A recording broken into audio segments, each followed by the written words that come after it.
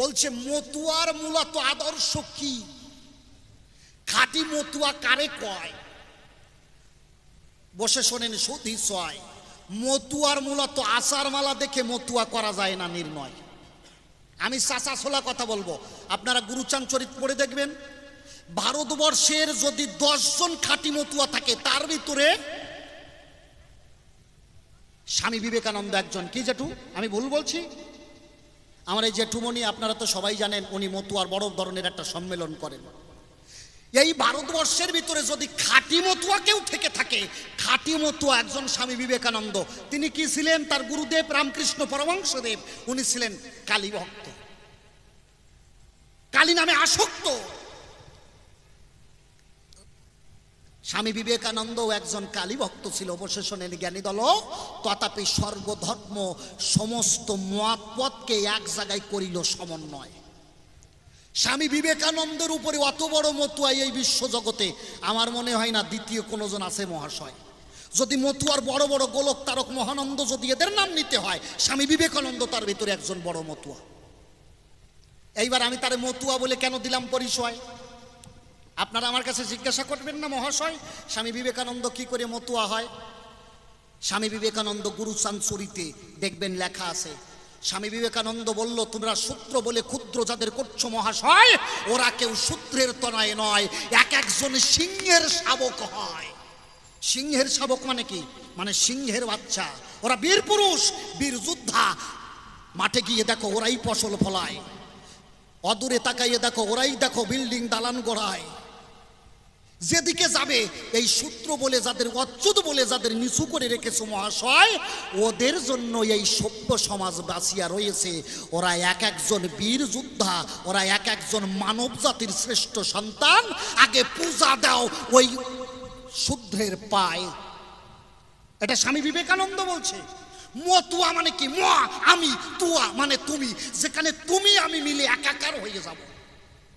এখানে আমার সামনে কয়েকজন বৈষ্ণব আছে। আজকে আমার যে মামা, উনি মতুয়া, এখানে মতুয়া ভক্ত বেশি। আজকে আমার কাছে বলেন দেখি, ওই যার গলায় তুলসীর মালা আছে, উনি ভাবতো ওটা মতুয়ার গান, আমি যাব না। উনি আসলো কেন? আসলো কেন বলো? মূলত খাঁটি মতুয়া আর খাঁটি বৈষ্ণব আলাদা কিছু নয়। মতুয়া ম আমি, তুয়া মানে তুমি। যেখানে তুমি আমি মিলে হয়ে যাব একাকার। যেখানে কোনো জাত থাকবে না, কোনো খ্রিস্টান থাকবে না, কোনো বৌদ্ধ থাকবে না, কোনো জৈন থাকবে না, কোনো শিখ থাকবে না, কোনো হিন্দু থাকবে না, কোনো মুসলিম থাকবে না। থাকবে কি? সনাতন, যা শাশ্বত অব্যয় অক্ষয়, পূর্বে ছিল, বর্তমানে আছে, ভবিষ্যতে থাকবে। তাইলে পূর্বে কি ছিল? এই সনাতন ধর্ম পূর্বে থেকেই ছিল। বসে শোনেন জ্ঞানী দল, যদি মুসলমান ধর্মের দিকে লক্ষ্য করা যায়, দেখবেন মুসলমান ধর্মের ভিতরে এই সনাতন ধর্মের নিদর্শন পাওয়া যায়। মোহাম্মদ জন্মানোর আগে, খুলে বলি আপনাদিকের পুরো ভাগে, এই যে মহানবী জন্মানোর আগে ওনার যারা বংশের লোক ছিল, কুরাইশ বংশরা, ওনারা দেবদেবীর পূজা করত। হযরত জন্মানোর পরে, সাল্লাল্লাহু আলাইহি সাল্লাম জন্মানোর পরে এই মূর্তি পূজা বন্ধ করে। তাহলে এই সনাতন ধর্মের নিদর্শন সমস্ত ধর্মের ভিতরে পাওয়া যায়। বসে শোনেন সতী ছয়। তাহলে মতুয়া কারে কয়? ম আমি, তুয়া মানে তুমি। আমার হরিগুরু চাঁদ ঠাকুর বললেন, যেখানে জাতাজাতির বিভেদ থাকবে না মহাশয়, যেখানে তুমি আমি সকলে মিলে একাকার হয়ে প্রেমানন্দে হরি গুণগুণ গায়, মানুষ হয়ে যেজন মানুষের পূজা দেয়, সেই জন বিশ্ব জগতে বড় মতুয়া। আগে তাকে আলিঙ্গন করো মহাশয়। যেজন যে নামে মেতে থাকে সেই নামের মতুয়া। বসে শোনেন সৌদিজনা, কেউ যদি কালী নামে মেতে থাকে সে কালী নামের মতুয়া। কেউ যদি কৃষ্ণ নামে মেতে থাকে, খুলে বলি সবার বাকে, তাকে কৃষ্ণ নামের মতুয়া বলা হয়। আবার কেউ যদি হরি নামে মেতে থাকে, তাকে হরি নামের মতুয়া বলা হয়। হরি ঠাকুর কি বললেন?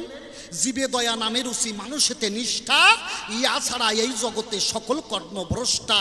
জীবে দয়া নামে রুচি, মানুষেতে নিষ্ঠা। যারা অনাহারি আছে, শিয়ালদায় দেখবেন এখনো দেখা যায়। বাবা আপনারা যাবেন মাঘ মাসের দিনে, দেখবেন এখনো অর্ধনগ্ন অবস্থায় আদুল গায়ে, মাঘ মাসের রাত্রে আমাদের 3-4টে কম্বলে, আমাদের শীত মানায় না, আর তারা অর্ধনগ্না হয়ে একটা চাদর গায়ে দিয়ে অর্ধেক উলঙ্গ অবস্থায় শিয়ালদায় রাত কাটায়। আছে না বাবা? সত্যি বলছি না মিথ্যা বলছি? এখনো এমন মানুষ আছে এক মুঠো খাওয়ার জন্য লোকের দ্বারে দ্বারে গিয়ে ভিক্ষা করে বেড়ায়। আমি এমন মানুষ দেখেছি, ওই শিয়ালদার বাইরে কিছু হোটেল আছে, শিয়ালদার বাইরে কিছু হোটেল আছে, আমি ওই জায়গায় এমন মানুষ দেখেছি, ওই হোটেলে যারা খাবার খায় ওই খাবারগুলো অনেক সময় নষ্ট হয়, ওই হোটেলের কর্মচারীরা ওই খাবারগুলো নিয়ে ডাস্টবিনে ফেলায়। এই রকম সারি দিয়ে লোক দাঁড়াইয়ে থাকে, অনাহারী লোক। কখন ওই খাবারগুলো ডাস্টবিনে ফেলে দেবে, ওরা ওই ডাস্টবিন থেকে তুলে জল দিয়ে ধুয়ে ওই খাবারগুলো আবার খায়। আমার হরি ঠাকুর বললেন, যারা অনাহারী আছে, যারা অচ্যুত আছে, যারা খাবার পায় না, কথা লবে প্রেমানন্দে আগে তাদের মুখে তোমরা খাবার তুলে দিবে। মানুষ হয়ে যদি কেউ প্রেমানন্দে মানুষ পূজা দেয়, সেই জন্য বিশ্ব জগতে বড় মতুয়া তোমরা প্রণাম করো সেই মানুষের পায়।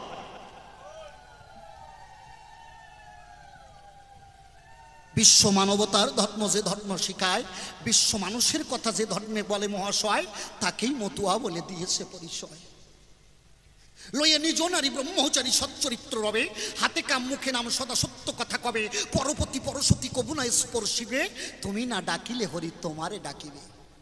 নিজ নারী নিয়ে, নিজের নারী নিয়ে ব্রহ্মচারী হতে হবে, পরনিন্দা পরচর্চা করা যাবে না, মতুয়া ধর্মের মূল আদর্শ। কত কবর রায় ভরিয়ে কবর শেষ হবে না। বসে শোনেন সুধীজনা, এইভাবে যদি কেউ বিশ্ব জগতের হয়, মানুষ হয়ে যদি মানুষের পূজা দেয়, সেই জন্য বিশ্ব জগতে বড় মতুয়া প্রণাম করো তাহার রাঙা পায়। আমি এই মালা দেখে, এইখানে বৈষ্ণব আছে, আমি তুলসী মালা দেখে, এই জন্য আমার বাড়িতে বালগোপাল আছে, আমার বাড়িতে বালগোপালের সেবা দেওয়া হয়। আমার পূর্বপুরুষরা করছে। এই হরি ঠাকুরের পূর্বপুরুষরা মিথিলার অধিবাসী ছিল। কি যেটু মিথ্যা বলছি নাকি? মিথিলার অধিবাসী ছিল, মিথিলায় বসবাস করত। ওইখান থেকেই রামদাস বাংলাদেশে গেল, বসে শোনেন জ্ঞানী দল, গিয়ে সপলা ডাঙায় বসত নিকেতন করলো। উনি মিথিলার থেকে গেল, উনি একজন নন বেঙ্গলি। মিথিলার থেকে গিয়ে সপলা ডাঙায় বসত করলো। সপ্তপুরুষ পরে হরিচাঁদ ঠাকুরের জন্ম হলো। মিথিলার থেকে যাওয়ার পরে বসে শোনেন নারী নরে সফলডাঙ্গায় হরিচাঁদ ঠাকুরের আবির্ভাব হলো। বসে শোনেন সুদিশয়, আমি দিচ্ছি পরিচয়। এই জন্য নির্দিষ্ট গণ্ডির ভিতরে কোনো ধর্ম নয়। হরি ঠাকুরের অনেকেই আছে, আমাকে মতুয়ারা যারা আসে তারা বৈষ্ণব মানে না, আবার অনেকেই বৈষ্ণবরা আসে মতুয়ারে মানে না। কেন মানে না? আমি তো এই জিনিসই বুঝে পাই না। মূলত মতুয়া বৈষ্ণবের ভিতরে আলাদা কিছু নাই মহাশয়। মূলত মতুয়া আর বৈষ্ণবদের ভিতরে আলাদা কিছু নয় মহাশয়। যাহা মতুয়া তাহাই বৈষ্ণব, শাস্ত্রের ভিতরে তার হাজার প্রমাণ রয়। প্রমাণ কোথায়? যদি বলেন কি প্রমাণ কোথায়? এই হরিলীলা দাঁড়াই আছে বৈষ্ণব ধর্মের উপরে, আবার বৈষ্ণব ধর্ম দাঁড়াই আছে হরিলীলার উপরে। একজন আরেকজন খেলা চলতেই পারবে না। একজন আরেকজনের পরিপূরক। পরিপূরক মানে বোঝেন, একজনের মানে পূর্ণ কর্মকে যিনি সম্পাদন করিতে জগতে আসেন তাকে পরিপূরক অবতার বলা হয়। আমার কথাগুলো বুঝতে অসুবিধা হচ্ছে তো? এইবার বুঝাইয়ে দেয়। যেদিন ওরা কাঁধি কোনো মাস্টার ছিল না, এই জাতির মানুষের শিক্ষার ব্যবস্থা ছিল না। রঘুনাথ দাস, খুলে বলি সবার সকাশ, কৃষ্ণ নামে যার সদা চোখে অশ্রু বয়। হ্যাঁ, গুরুচাঁদ ঠাকুর ডাক দিয়ে বললেন শান্তি মাতার দ্বারে, ওমা তোমার দ্বারে জানতে বড় ইচ্ছা করে, অন্তরে আসে ভাবো আমি একটা স্কুল গড়াবো, মাস্টার পাবো কোথায়? হরিচাঁদ ঠাকুর করিল বর্ণনা, তুমি চিন্তা করো না। কেন? হরিচাঁদ ঠাকুর এসে আশীর্বাদ করলেন, ঘুমের ঘরে বললেন। প্রতিদিন গুরুচাঁদ ঠাকুর চলে যাওয়ার পরে, হরিচাঁদ ঠাকুর চলে যাওয়ার পরে প্রতিদিন রাত্রি দ্বীপ্রহরে হরি ঠাকুর আসতো গুরুচাঁদের ধারে। এসে এই জগৎজীবের কিভাবে কল্যাণ হবে হরি ঠাকুর তার প্রশিক্ষণ দিতেন গুরুচাঁদ ঠাকুরকে। এই জন্য আমাদের সমাজে যারা আছে গুরুচাঁদ ঠাকুরকে সমাজ সংস্কারক বলে, জাতির জনক বলে, জাতির পিতা বলে। কিন্তু হরিচাঁদ ঠাকুরের যে মত আদর্শ, গুরুচাঁদ ঠাকুর তার 10% বুঝতে পেরেছিল, বাকি 90% বুঝতেই পারি নাই যে বাবা কি দিতে জগতে এসেছিল। এ কথা বললি তো অনেকেই আমার উপরে খার খাইয়ে যাবে, কিন্তু হরি ঠাকুরের দর্শনটা বড় আলাদা। বলল মাস্টার পাবো কোথায়? এই অচ্যুত জাতিকে, এই নিচু জাতিকে তো কেউ শিক্ষা দিতে চায় না মহাশয়। ওমা কথাগুলো শোনো, কাজ দেবে। হরি ঠাকুর বললেন তোমার কাছে করি বর্ণনা, তুমি চিন্তা করো না। এইখান থেকে 3 মাস পরে খুলে বলি তোমার ধারে মাস্টার হেঁটে আসবে তোমার ঘরে, তোমার মাস্টার খুঁজতে যাওয়া লাগবে না। এই স্বজাতির ভিতরে একজন শিক্ষিত ছিল, নাম কি? রঘুনাথ। ওই রঘুনাথ দাস এই ভারতবর্ষে কলকাতায় ছিল। কলকাতার থেকে বাংলাদেশে ওরাকান্দির উদ্দেশ্য রওনা হলো। রঘুনাথ দাস ওরাকান্দির উদ্দেশ্যে রওনা হয়েছে। খুলে বলি আপনাদিকের কাছে রাত হয়ে গেছে, সন্ধ্যা আসন্ন, সূর্যদেব ডুবে গেছে, সন্ধ্যা হয়ে গেছে। তখন তো চারিদিকে বাবা আপনারা তো জানেন বাঘ ভাল্লুক শিয়ালের উৎপাত। খুলে বলি সবার সাক্ষাৎ, বাঘ ভল্লুক আর শিয়ালের উৎপাত। ওই রঘুনাথ দাস ভয় পেল, বৈষ্ণব ছিল তো, অন্তরে করিল বর্ণনা, প্রাণে তো আর বাঁচব না। এমন সময় দেখলো একটা মানুষ তার সামনে দিয়ে হেঁটে যায়, সাদা জামা গায়ে আর একটা ধুতি, সাদা ধুতি পরা মহাশয়। রঘুনাথ দাস বলল, তোমার নাম কি, দেও তো পরিচয়। বললো, আমার নাম বাসুদেব। তোমার নাম বাসুদেব? হ্যাঁ। কথা লবা, এইখান থেকে ওরাকান্দি একটু কত দূর, আমার একটু কবা। ওরাকান্দি আর কত দূর আমার কাছে একটু কও। ওই বাসুদেব বলে, খুলে বলি তোমার ধারে আমার সাথে চলো। আমি কিছু দূর যাওয়ার পরে অন্তরে আসে ভাবো তোমার এই তত্ত্ব কব। দুইজন হাঁটছে, কিছু দূর যাওয়ার পরে ওই বাসুদেবকে জিজ্ঞাসা করে, আমার যে আর প্রাণে সয় না, তোমার কাছে করি বর্ণনা, ওরাকান্দি কত দূর একটু বলো না। ওরাকান্দি কত দূর একটু কও। বলছে, এইখান থেকে যেখানে গিয়ে তোমার সকাল হবে, যেখানে গিয়ে তোমার ভোর হবে, খুলে বলি তোমায় এবে সেইটাই ওরাকান্দি হবে। বসে শোনেন সুধিসয়। বাসুদেব যখন এইভাবে কথা কয়, কথা যখন বলা হলো, বসে শোনেন জ্ঞানী দল, হঠাৎ করিয়ে ওই রঘুনাথ দাসের পেচ্ছাপ পেল। যখনই পেচ্ছাপ করতে গেল, পেচ্ছাপ করিতে গেল মহাশয়, পেচ্ছাপ করার পরে সামনে তাকাইয়ে দেখে যে মানুষটা এতক্ষণ সাথে ছিল, সেই মানুষটা আর তার সাথে নাই। ভাবলো এই রাত্রে একা একা, গভীর রাত্রে একা একা কোথায় যায়, মরে যাবো তো ভাই। ওইখানে অদূরে একটা বটবৃক্ষ করিয়া দর্শন, ওই বটবৃক্ষের গোড়ে রঘুনাথ দাস ঘুমাইছে। তখন ও ঘুমাই রইছে। হঠাৎ করে সকাল হয়ে গেছে। একজনের কাছে জিজ্ঞাসা করতেছে, তুমি আমার কথা লবা, ওরাকান্দি কত দূর আমার একটু কবা। একজন কয়, এই লোক তো নতুন লোক, ওরাকান্দি আইসে জিজ্ঞাসা করতেছে ওরাকান্দি কত দূর। ওরাকান্দি বসে রয়েছে, বলছে এটাই তো ওরাকান্দি, তুমি কি ওরাকান্দি ছিল না? বলল না। তাইলে যে এতক্ষণ আমাকে পথ দেখাইয়ে নিয়ে আসলো সে কে? দেখেছেন কায়দাটা কোথায়? কি হলো? ও ভোল্টেজ লো হয়ে গেছে। ওইখান থেকে ওই রঘুনাথ দাস এক ভক্তের কাছে পরিচয় নিয়ে গুরুচাঁদ ঠাকুরের কাছে যায়। বললো, তো গুরুচাঁদ ঠাকুর জিজ্ঞাসা করলো, তুমি ওরাকান্দি কেমন করে চিনলে মহাশয়? বললো, আমি তো চিনি নাই। তুমি চেনো নাই? না। তাহলে কি করে আসলে? বললো, একজন সাদা ধুতি পরা, দেহে না কারুর কাছে ধরা, সাদা শার্টদার, সাদা জামাজার গায়ে, তার আপন নাম বাসুদেব বলে দিল পরিচয়। সে আমাকে বলল, যেখানে গিয়ে তোমার ভোর হবে সেটাকেই তুমি ওরাকান্দি বলে জানিতে পারিবে। দেখেছেন কায়দাটা কোথায়? আমি যখন পেচ্ছাপ করে রাস্তার পরে উঠলাম মহাশয়, দেখলাম সেই মানুষ আর নাই। আমি ওই জায়গায় গাছের গোড়ে ঘুমাইয়েছিলাম রে ভাই। কিন্তু এইটাই যে ওরাকান্দি আমার জানা ছিল না। তোমার কাছে করি বর্ণনা, আর কে এতক্ষণ ধরে আমাকে এই ওরাকান্দি এনে ছেড়ে দিল, আমি সেই মানুষকে চিনলাম না। গুরুচাঁদ ঠাকুর বলল, আর কেহ না, যে বাসুদেবের কৃপায় হরি এসেছিল জগতে মহাশয়, সেই বাসুদেব আসিয়া তোমাকে আমার কাছে পাঠায়। কেন? এই নির্যাতিত নিপীড়িত মানুষকে শিক্ষা দেবার দায়। কথা লবা, আমার স্বয়ং দীনবন্ধু কৃষ্ণ হরি সেজন্য তোমাকে পথ দেখাইয়েছে, আজ হইতে এই নিচু জাতির শিক্ষা তুমি দেবা। গুরুচাঁদ ঠাকুর নিজে কৃষ্ণকে মেনেছেন, হরিকে মেনেছেন, তিনি কাউকে নিন্দা করতে শেখান নাই। আর আমরা কয়জন আয়ুও ডোলা ডুলিয়ে নিন্দা করে মরিয়ে যাই, বুঝলেন তো? এই জন্য ওই একজনের 4টে ছেলে, বললেন তো 4 ছেলে, তা 4 ছেলের নাম রাখছে পয়গম্বর, দিগম্বর আর সুখম্বর। এই দেশের লোক কবি গান গায়, ওনার 4 ছেলের নাম পয়গম্বর, দিগম্বর আর সুখম্বর। যেটা কাশি বাজায় ওইটা মনে মনে ভাবতেছে শালার কবি 3 ছেলের নাম রাখছে পয়গম্বর, দিগম্বর আর সুখম্বর। আমারও তো 4টে ছেলে, আমি কি আর বর দিয়ে মিলিয়ে রাখতে পারি না?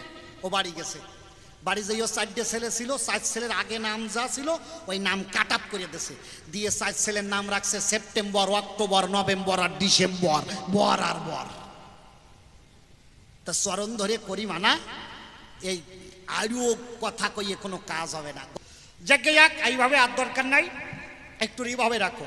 এখনো অনেক প্রশ্ন, আমি তো এখনো মতুয়া ধর্মের কিছু বলি নাই, এইবার কব। জয় রাধে। এইবার একখানে গান গাই, অন্তরে আসে ভাবো, গানের সুরে সুরে তার আরো কথার অনেক জবাব দেব।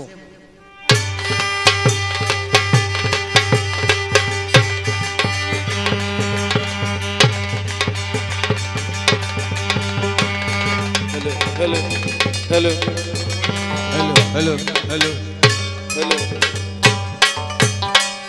এই আমার যন্ত্রগুলো বসে গেছে, আমার ঢোলের ডাইনাটা উঠবে। কাকা একটুখানি দাও, একটু শার্প রাখো, একটু টোনে রাখো।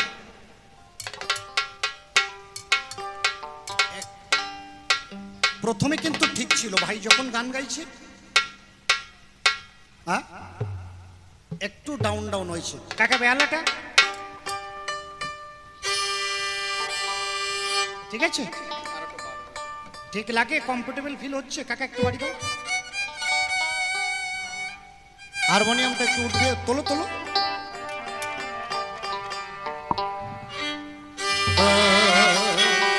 তোমার সাউন্ড তো আমায় বলা লাগে না।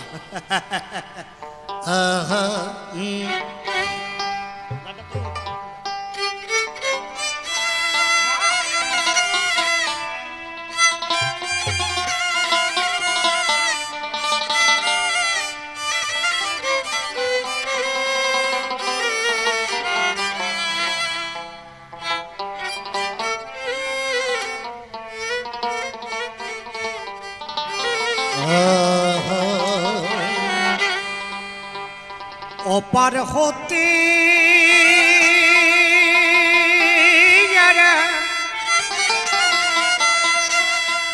সাথে এসেছিল, তারা চলে গেছে যে যা আপন দেশে। ও আমি একা বসে আছি ঘাটে, ও আমি একা বসে আছি ঘাটে, ও আমি একা বসে আছি ঘাটে। ওরে হতাশে কাঁদিছে প্রাণ,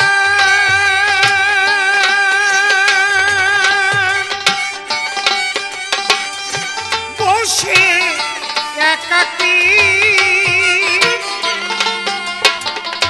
দিবা করে বসি লই পাটে।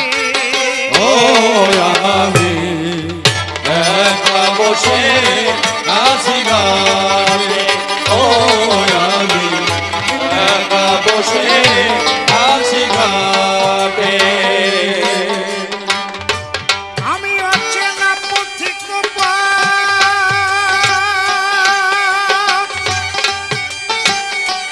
পাই না খুঁজে, কোথা হতে এসেছি পাই না হে।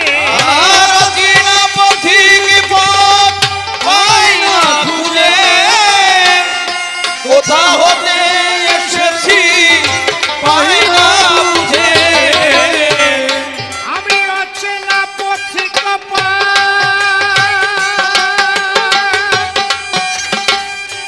পাই না খুঁজে, কোথা হতে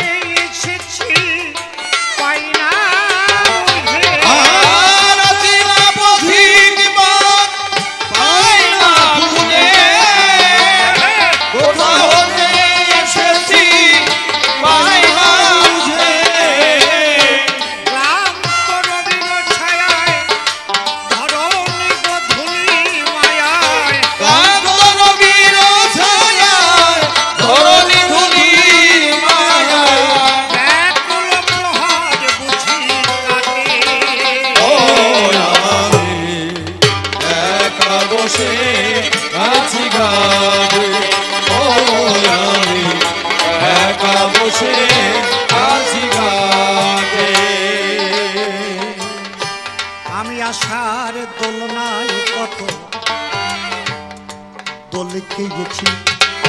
হ্যাঁ, হাসির মনেছে কত গান গেয়েছি, আমি আশার দোলনায় কত দোলে খেয়েছি। হাসির মনেছে কত গান গেয়েছি, ওরে যাদের নিয়ে আমি খেলেছি খেলা, আমি মিলাইছি কত সুরের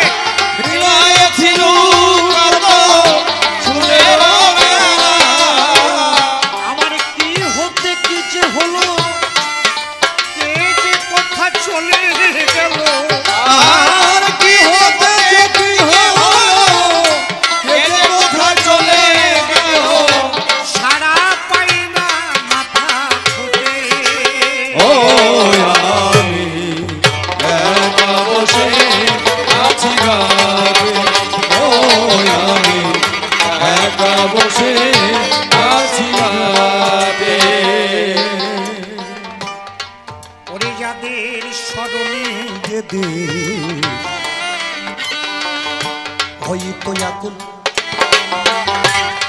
কথা সেই কবিগুরু রাজেন্দ্র নকুল, যাদের স্মরণে দেশ হইতো আকুল কথা সেই কবিগুরু রাজেন্দ্র নকুল, ওরে কালের খেয়ায় কে কথা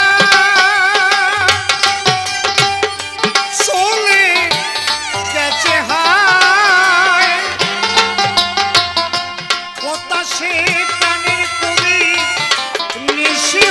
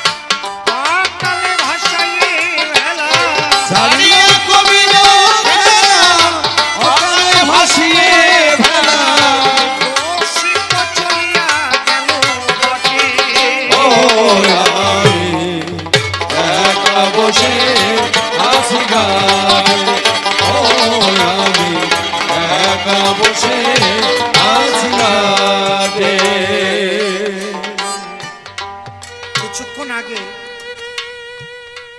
আমার বিপক্ষীয় কবি বক্তা গান গাইলেন বিজয়বাবুর গান। এখানে বিজয়বাবুর বাড়ির পাশের লোক প্রায় সব ওই ডুমদির লোক, আমার জেঠু বসে রয়েছে, ওই সব আশেপাশে বাড়ি।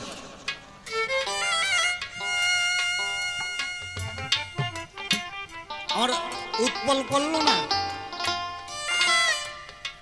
যে বিজয়বাবুর একখানা গান না গাইলে আসরটাকে অসমাপ্ত মনে হয়। বিজয়বাবু কলম দিলেন, ও গাইল 16 আনা তফিল নিয়ে করেছি কারবার, জমা শূন্য খরচ বেশি হয়েছি বারবার। আত্মদর্শী মহামানব কিনা মহাসাধক। আমরা সবাই 16 আনা তপিল নিয়ে এসেছিলাম। সুন্দর দুটো চক্ষু, সুন্দর দুটো কর্ণ, সুন্দর একটা মুখ, সুন্দর দুইখানা হস্ত, সুন্দর দুইখানা পা, এত সুন্দর একটা অবয়ব। 16 আনা নিয়ে জগতে এসেছি। কালের টানে এক এক করে সবাই তারা বিদায় নিচ্ছে।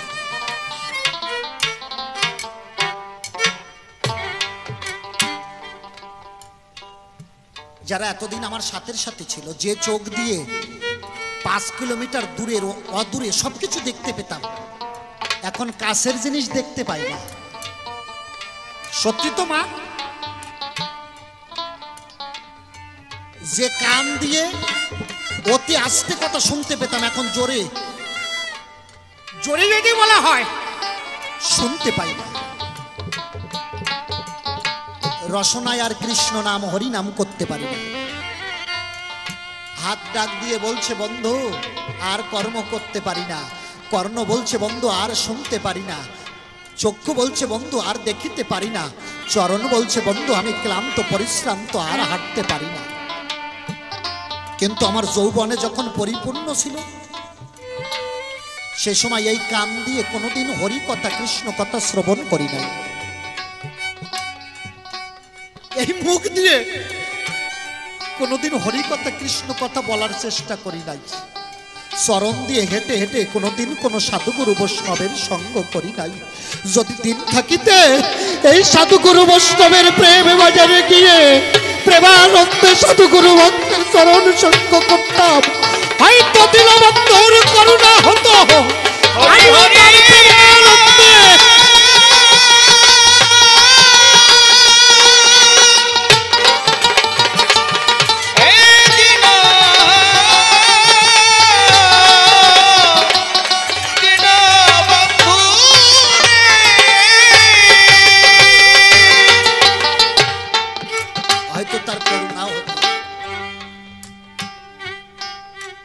আজকে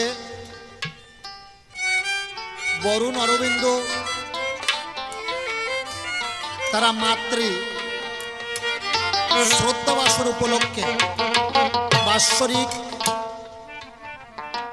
ভক্ত মিলন যজ্ঞের আয়োজন করেছে। আমার খুব মনে পড়ে, একটুখানি শুনুন আপনারা ধৈর্য ধরে। আমি একবার মাছদিয়া পুটিকালি গানে গিয়েছিলাম, স্বর্ণকালী পুটিকালি, ধরমপুর মাছদিয়া। আমার জীবনের বাস্তব ঘটনা। হরি ঠাকুরের গান হচ্ছে, আমি জবাবে আমার এক বিপক্ষীয় ভাই রাম সরকার, ও ছিল প্রশ্ন, তা আমাকে বলছে গান প্রায় শেষ, মিলন গাইব। আপনারা যেমন ওই খুঁটি হেলাম দিয়ে আমার ওই মা বসে আছেন, ওই যে এক মা, এই যে খুঁটি হেলাম দিয়ে একটা মা বসে আছে, ওই রকম খুঁটি হেলাম দিয়ে আমার এক মা বসে রয়েছে। তা আমার ওই মা বলছে বাবা গান তো প্রায় শেষ, তুমি একটা হরি সঙ্গীত দাও।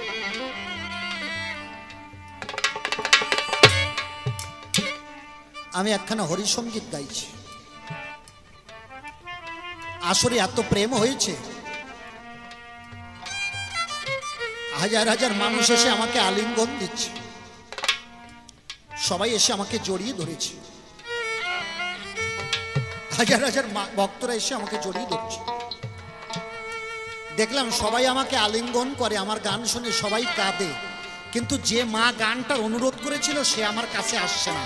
সে ওই খুঁটি হেলাম দিয়ে অদূরে দাঁড়িয়ে আনত নয়নে আমার দিকে তাকিয়ে আছে।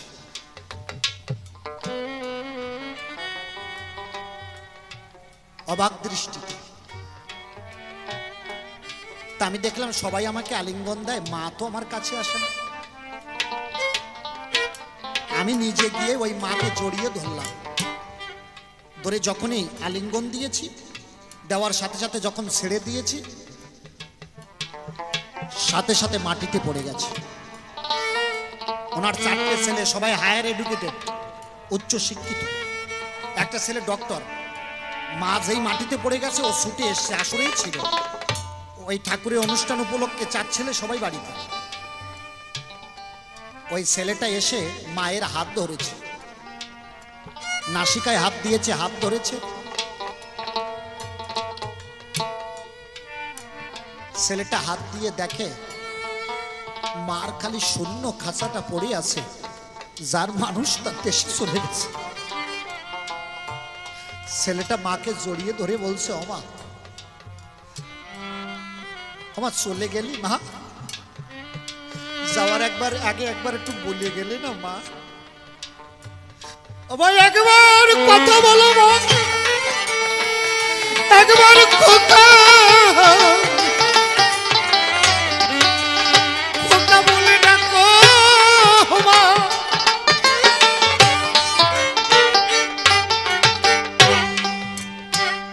ওর বাবা এসে বলছে, শোনো, ছেলেকে বলছে, খোকা তুমি তোমার মাকে আর দেখো না। কেন? ওর বাবা বলছে, তোমার মার মতো এত বড় হরি ভক্ত জগতে আর কেউ নাই। কেন? বলছে, যে বৈষ্ণব বৈষ্ণবী মধুমাখা হরিনাম নিতে নিতে তার দেশে যায়, তার মতো পরম বৈষ্ণবী কেউ নাই। সারা জীবন তোমার মা আমার চরণে প্রণাম করেছে আমি তার স্বামী বলে, কিন্তু এতদিনে আমি বুঝলাম আমি তার স্বামী হওয়ার যোগ্য রাখি না। তোমার মা হলো মহাসাধিকা, মহাবৈষ্ণবী। চলো তোমরা আমরা সবাই মিলে এই বৈষ্ণবের চরণ ধুলি অঙ্গে মেখে আমাদের এই তপ্ত মরু প্রমাণ শীতল করি।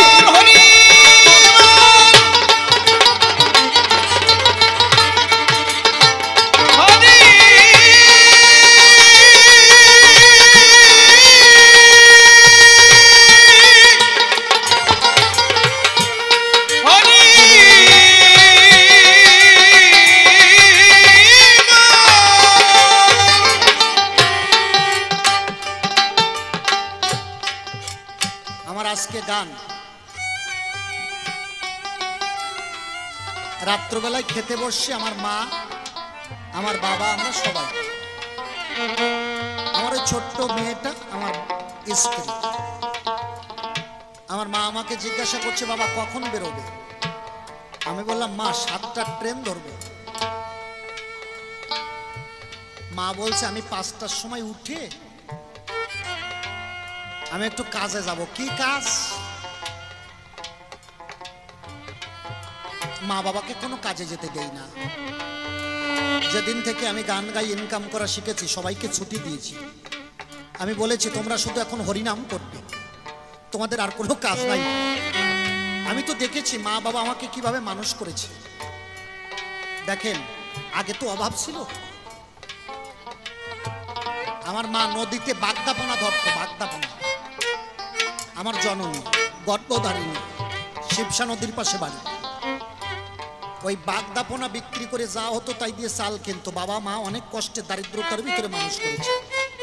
এমনও দিন গেছে আমাকে, আমার দিদিকে, বাবাকে মা খেতে দিয়েছে।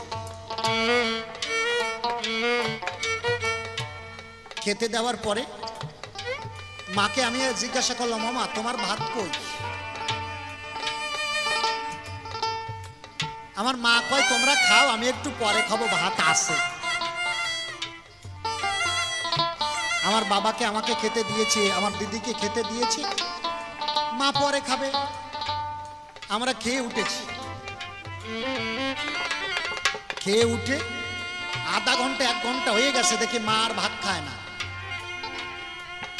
মা আস্তে করে ঘরের থেকে বেরিয়ে গেছে। ঘরের থেকে বাইরে বেরিয়ে গেছে। ছোট তো, ক্লাস 1-এ পড়ি। তা আমি দেখলাম, দেখি মা কোথায় গেছে। হাড়িতে, হাড়ির সরাটা সরিয়ে আগলা করে দেখি হাড়িতে আর ভাত নাই। ভাত নাই। মা আমাকে, বাবাকে, দিদিকে খাইতে দেওয়ার পরে মার জন্য আর ভাত নাই। ঘরের পিছনে গিয়ে দেখি পুকুরের থেকে ওই শাপলার যে ঢ্যাব আছে না, শাপলার ঢ্যাব আমি দেখেছি। আমার মা ভাত পাই নাই, আমাদের খেতে দিয়ে মা শাপলার ঢ্যাপ খেয়েছে। ঘরের পিছনে বসে খাই, ও মা তুমি ভাত খেলে না? মা কয় আমি ভাত খাবো, আমার ভাতের খিদে নাই, পেটে খিদে নাই তো, তাই এই শাপলার ঢ্যাপ খাচ্ছি, ভারী মজা। দেখেছি গর্ভধারিণী এইভাবে মানুষ করেছি। মা বাবা এইভাবে সন্তানকে মানুষ করে, এরা তো জীবন্ত ভগবান। পূজা যদি করতে হয় কথা লো, যে অনাহারী মাতা নিজে না খাইয়ে সন্তানের মুখে তুলে দেয়, আগে সেই পিতা মাতার পূজা দেয়।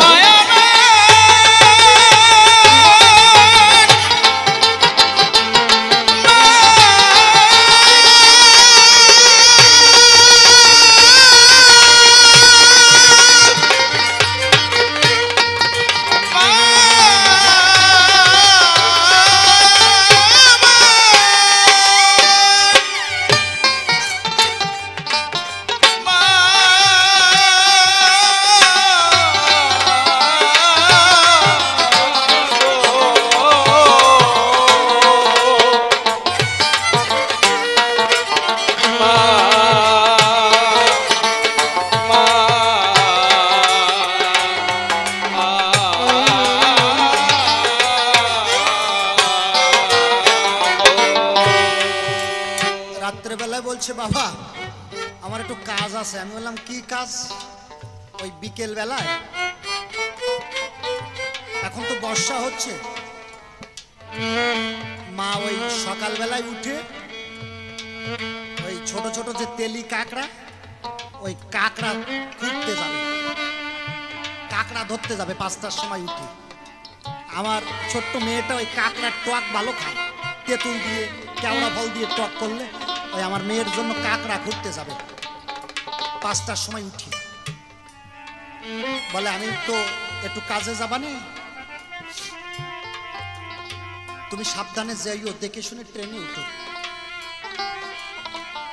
এখন সামনে আসে, তাই দরদি বলছে মা যেদিন চলে যাবে এইভাবে আর কেউ বলবে না। থাকতে সময় পিতামাতা বোঝা যায় না, বোঝা যায় কখন? যখন আর সময় থাকে না। আমি প্রত্যেকটা আসরে প্রত্যেক সন্তান তার সন্তানকে বলি যে তোমরা কিছু করো আর না করো, ঠাকুরের পূজা দেওয়ার দরকার নাই, হরি বললেন আমাকে ডাকার দরকার নাই, আমি তোমাকে ডেকে লব। আগে পিতামাতার সেবা দাও, পবিত্রতা রক্ষা করো, আর প্রেমানন্দে মধুমাখা কৃষ্ণ নাম করো, হরি নাম করো।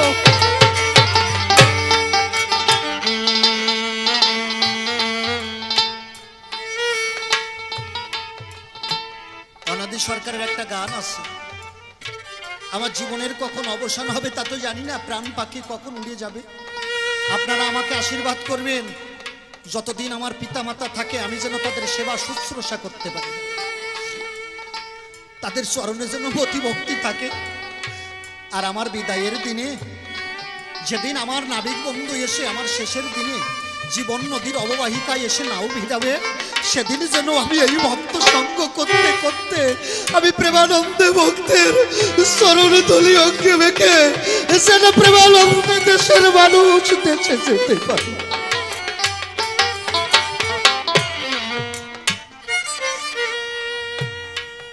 জ্ঞান অনাদি সরকারের আরেকটা গানে আছে, আমি সারা জীবন করলে ভিক্ষারে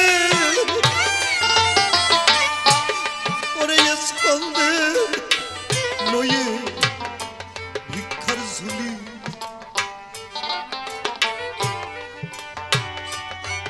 আমি সারা জীবন করলে ভিক্ষারে ওরে কাঁদে দিয়ে লয়ে ভিক্ষার ঝুলি। আমায় কেউ দিল না কানা, কানা করে রে ও পেলাম মিঠে করা বলি। ও আমি সারা জীবন করলাম ভিক্ষা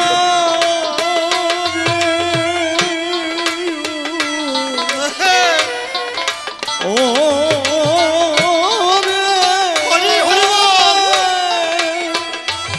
ওরে কাঁধে ভিক্ষার ঝুলি ওরে আমার কেউ দেও না কানা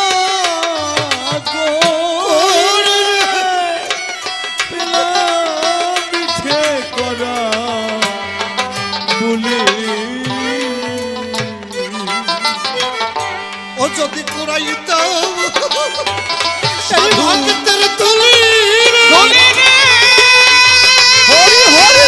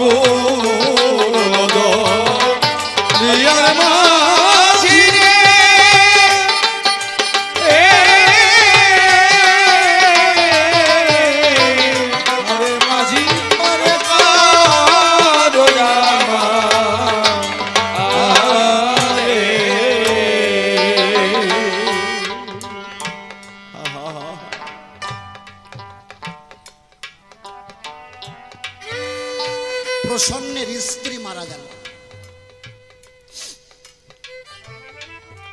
যারা পাষণ্ডী গোপাল সাধুকে বলল তোমার হরি নামে নাকি মরা বাসে। প্রসন্নকে গিয়ে বলল তোর এই মরা বউকে নিয়ে গোপাল সাধুকে বলবি তোর মরা বউকে বাঁচাতে। হরি নামে যদি মরা বাসে তাইলে দেখি নামের কেমন গুণ। এই মরা বউকে বাঁচাইতে বলবি। প্রসন্ন বলল আমি পারবো না, আমার হরি জগতে সকল সইতে পারে কিন্তু হরি ভক্ত হৃদয়ে হরি সইতে পারে না।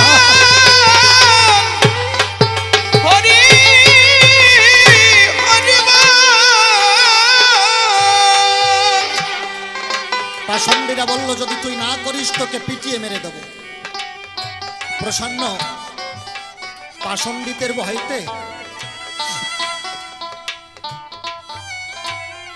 তার মরা স্ত্রী অলকাকে নিয়ে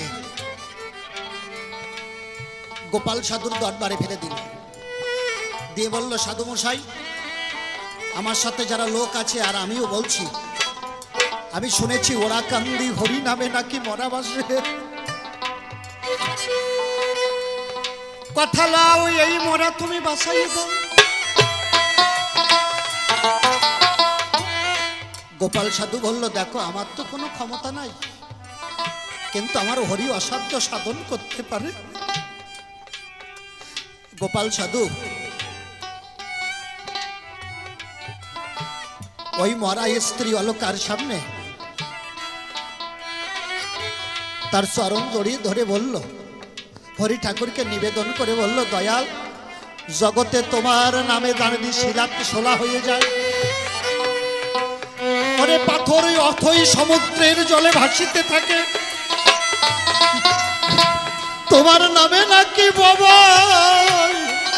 বাবাই কথা কই। হে দিন দয়াময় জগতে সকল কিছু হোক যেন তোমার নামের কলঙ্ক না হয়। মরা স্ত্রী অলকার কাছে গিয়ে নয়ন জল ছেড়ে দিয়ে বলছে ওমা ওমা অলকা আর কতক্ষণ ঘুমাইয়ে থাকবি? দেখ বেলা বয়ে যায়, বাড়িতে হরিভক্তের আগমন হয়েছে। ওঠ মা, আমি তুই দুইজন মিলে মজিব প্রমাণ ভক্তের সেবা।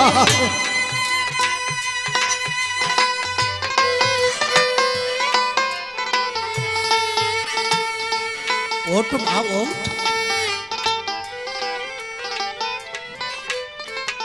কি আশ্চর্যের বিষয়, যখন মা মা বলে ডাক দিয়েছে, হরি বলে যখন ওঙ্কার ছাড়ে, হরি নামের গুণে মরা তখন বসে প্রেমানন্দে ভক্ত সঙ্গে প্রেমানন্দে মধু হরি হরি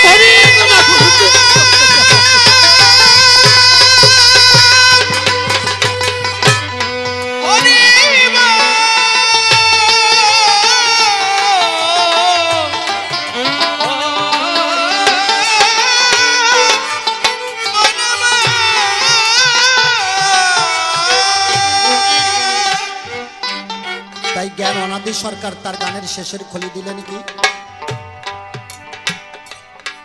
আমি জীবন খাতার পাতায় কি যে লিখি চাই,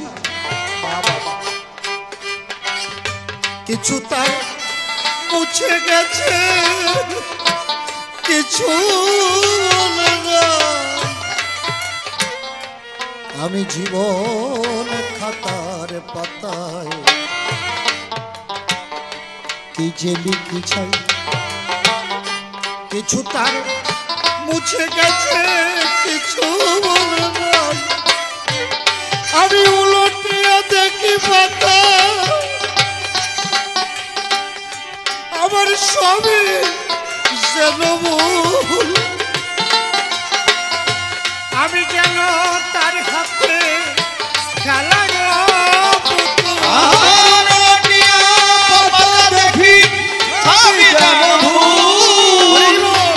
আমি জানো তার হাতে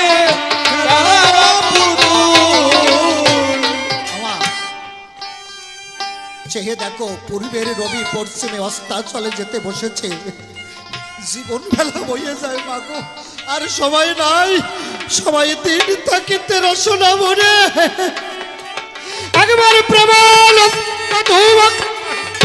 হরি হরি হরি হরি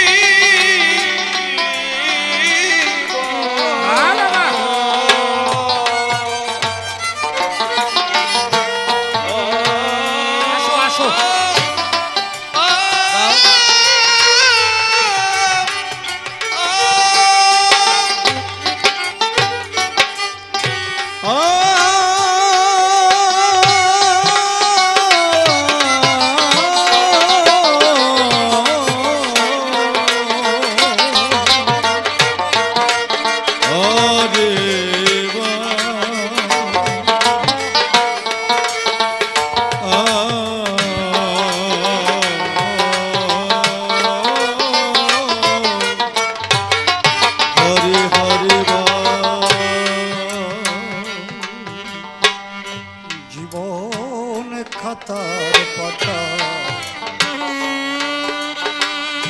কি যে লিখি চাই, কিছু তার মুছে গেছে, কিছু মনে নাই, আমি উলটিয়া দেখি পাতা,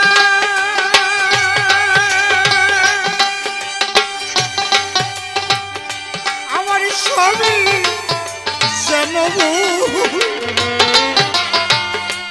আমি যেন তার হাতে খেলার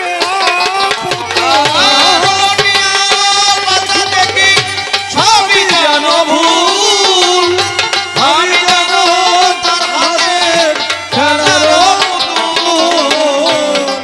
এদিন বেদনায় ঝুলি কাঁদে, ওই দিন অনাদি বসে কাঁদে, বেদনা ঝুলি কাঁধে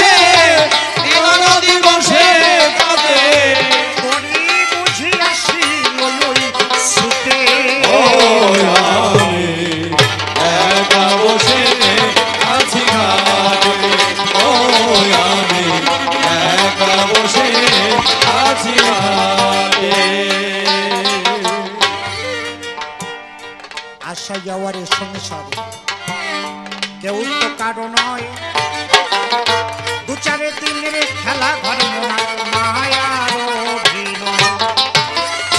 তাই তো বলি ও মন ভোলা, তুমি বসে করো কি? মহাজনী জবাব চাইলে জবাব দেওয়া দিন থাকিতে ও মন ভোলা। আমার কথা লও, চাঁদ বদনে বসে বসে হরি গুণ গাও। হরি নামটি পরম সত্য গো, ও জীবের চরম প্রাপ্তি হবে। একবারে তিনি থাকিতে বদন ভরে সবাই কৃষ্ণ গুণ গাবে। তাই তো বলি ও মন ভোলা। আর কেন করো দেরি? একবারে চিদানন্দে প্রেমানন্দে বলো হরি হরি। একবারে হরি হরি গাও গো সবে গো।